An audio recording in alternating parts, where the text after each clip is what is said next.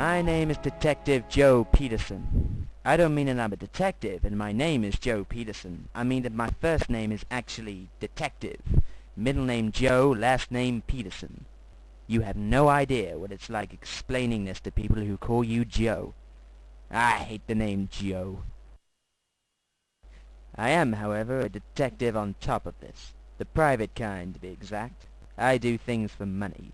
Sort of like a prostitute, only I solve cases instead of perform fellatio. Although on occasion they have proven to be one and the same.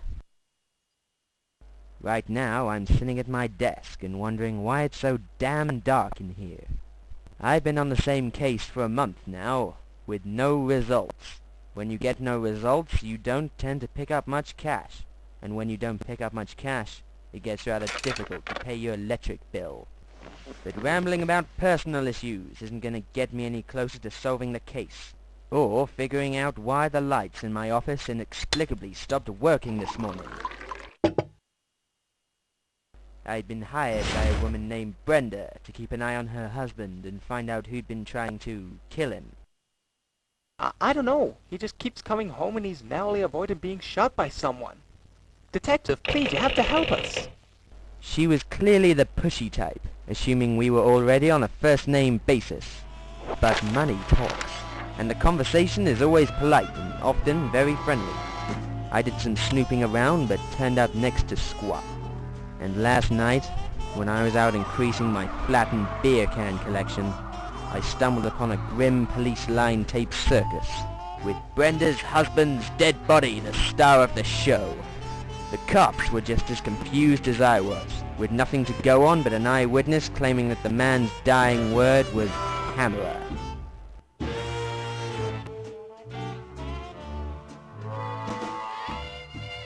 It seems clear to me that Pamela must have been the killer. A few possible motives sprung to mind, most of them involving freaky, deviant sex, and lots of it. But the real issue at hand was that my fee for the investigation depended largely on Brenda's husband remaining alive. So, here I sit, in my mysteriously dark office, trying valiantly not to tune out the man describing the case he wants me to take. His sudden silence and bizarre expression seem to indicate that I've been speaking my internal monologue out loud all along. But I heard in a movie somewhere that it's a mark of genius for a person to talk to themselves. So whatever he may be thinking is laughably dim-witted and clearly stems from an uninformed viewpoint. Despite the violent smack across the face he administered to me, he was still intelligent or desperate enough to have me take the case. Someone's been trying to kill him, too. And again, the name Pamela came up. Is this woman some kind of sex hound that gets off on killing people she's slept with? I considered offering this as a possible explanation to the man, but I figured one black eye was enough.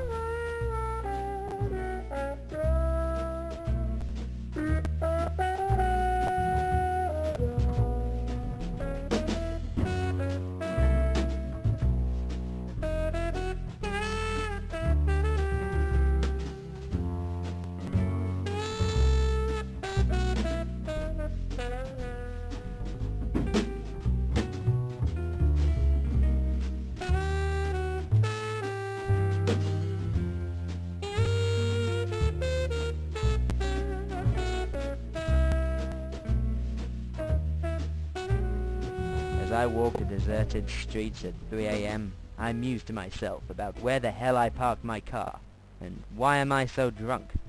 It seems everywhere I turn, there's another mystery, hovering over my head, like the fart in the elevator no one will claim. I've asked everyone I know and more that I don't about Pamela. If I hear, "No, but give me a call when you bump into her," one more time, I swear I'm going to kill someone. Who is this woman?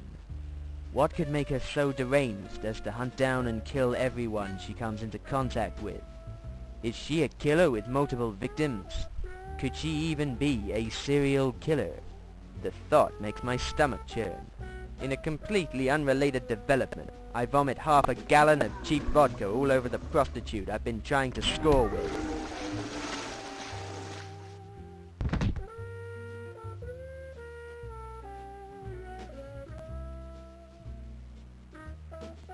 Days and nights pass with little sleep and even less peace of mind, and I'm no closer to finding this woman than I was before I started looking, which is not very close at all for those of you keeping score. Suddenly I hear footsteps. I've stopped walking, so they can't be my own. A glance behind me reveals a dark figure running towards me, holding what appears to be a stretched cube in his hand. My first instinct is to wet my pants and fall to the floor, crying like a woman, but something tells me it would be better to do that in the comfort of my own office. So I start running with the intention of doing that, while the figure follows. I was fairly sure I could make it, which is just a step down from being absolutely sure. It turns out that wasn't enough. 6 violent strikes across the face later, and I'm beginning to think I won't be able to wait until I get home to wet my pants. I reach into my coat for my peacemaker, which I keep next to my gun. It's over quickly, and I'm free to piss myself in peace, though I resolve to at least make it to the front door before I do.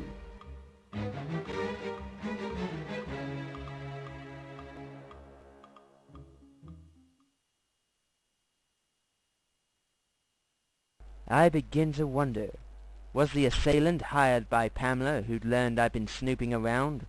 Something makes me doubt it. If she wanted me dead, I'm sure she'd be capable enough to do it herself. In fact, for some reason, I doubted any sort of motive to the attack at all. It felt as if the man was simply trying to kill someone. The thought made me uneasy, but at the same time, there was something strangely understandable and even compelling about it. 2 days later, the man who hired me turned up dead as well. This disturbing pattern of my clients not staying alive long enough to pay me was, well, disturbing. Once again, I arrived at the crime scene while the police were still investigating. I found a note clenched in his hand that they had missed because they were taking a donut break. It confirmed my suspicions. Pamela was still at it. Who could this woman be? What could drive a person so mad that they kill not even for the joy of it, but as a repetitive, mindless task, just going through the motions? The idea confused and frightened me, again because of the rising fear that I was vaguely attracted to it. Is this a common instinct among us as a race? Do all personal goals and dreams eventually devolve into aimless bloodshed? It seemed that everywhere I looked, it was painted on the walls. A once cohesive whole, circling the drain and turning to chaos.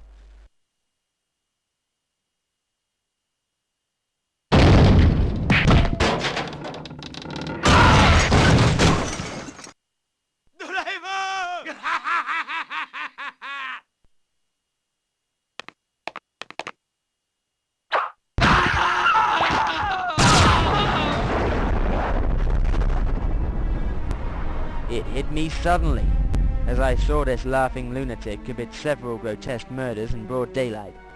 The city I've lived in for years has had all the life and character sucked straight out of it, its citizens existing only to be targets for the perpetrators chosen at random by fate. I wasn't chasing a woman named Pamela. I was chasing Pam, the cause for fear in the eyes of clients who babbled to me in my office and then turned up dead. As a man with a confusing name, I've always had a thing about thinking of the names of others in the most proper way possible. They'd always referred to her as Pam, and not Pamela, and I filled in a blank that wasn't there. It had been staring me in the face all along. Pam wasn't a person, but a way of life that had been spreading like a plague. It was more addictive than any drug, luring you in with its promises of decadent joy and freedom and change of plot and character development. And here, in the end, I was caught in the web, the collapse of everything I believed in playing out before my eyes. I pulled out my gun and started shooting.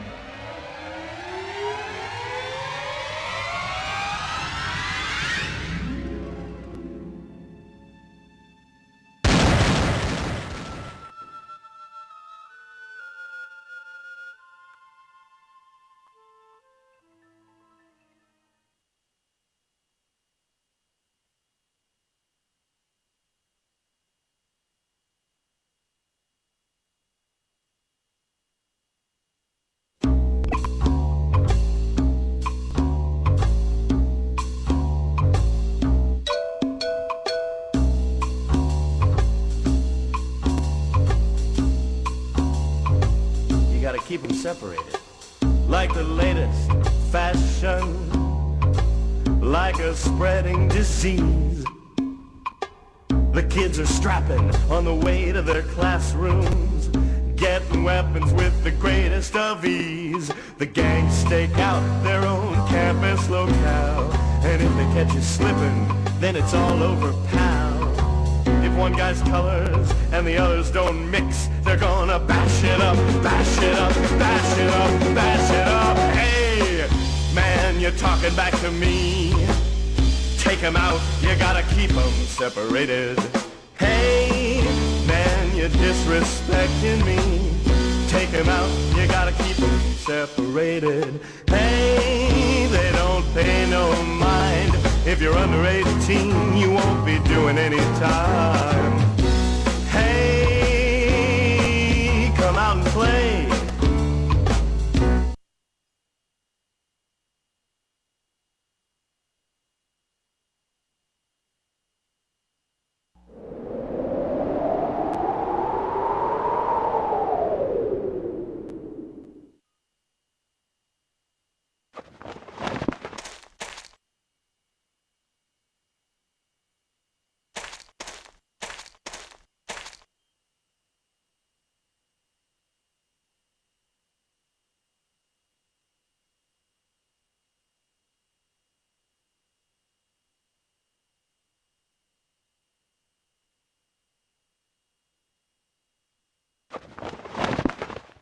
Wake up.